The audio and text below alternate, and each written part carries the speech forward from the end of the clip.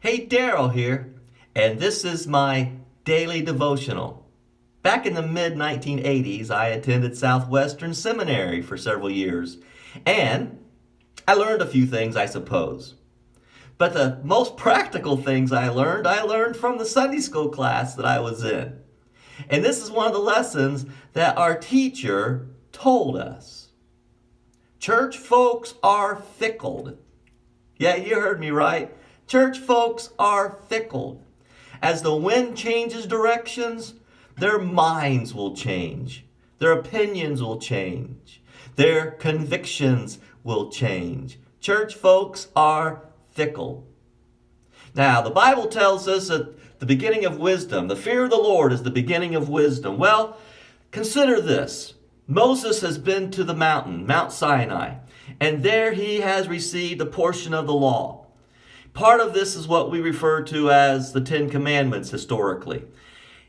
The people are afraid.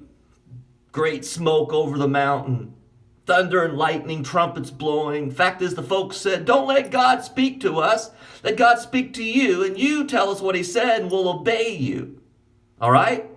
Listen, this is Exodus 20 verse 18. When the people saw the thunder and lightning and heard the trumpet and saw the mountain and smoke, they trembled with fear. They stayed at a distance and said to Moses, speak to us yourself, and we will listen. But do not have God speak to us, or we will die. Moses said to the people, do not be afraid. God has come to test you, so that the fear of God will be with you to keep you from sinning.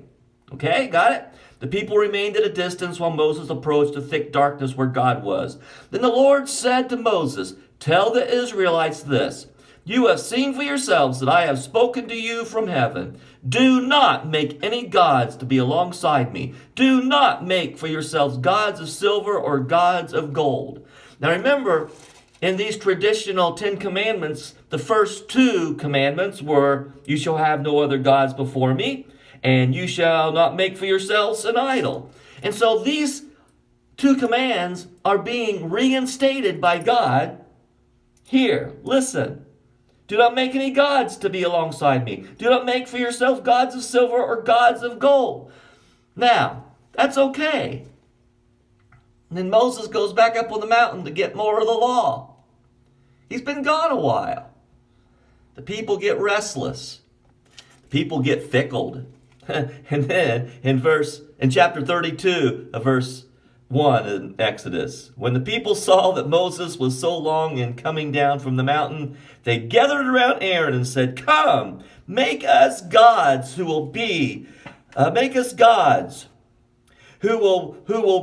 go before us. As for this fellow Moses who brought us up out of Egypt, we don't know what's happened to him. And then you know the account. They go on and they throw supposedly all this stuff into the furnace, and out comes the golden calf. Fickled. At one moment, the fear of God crippled them. And God said, this is so you'll not sin. The fear of God keeping you from sinning. And then, when Moses was gone a while, they got restless. They got fickled. We need a God of gold or silver, and the golden calf came about.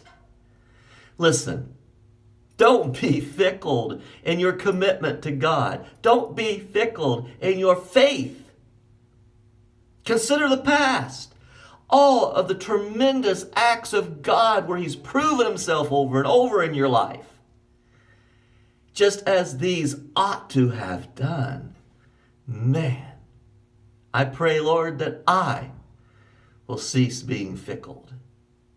God bless you. Good day.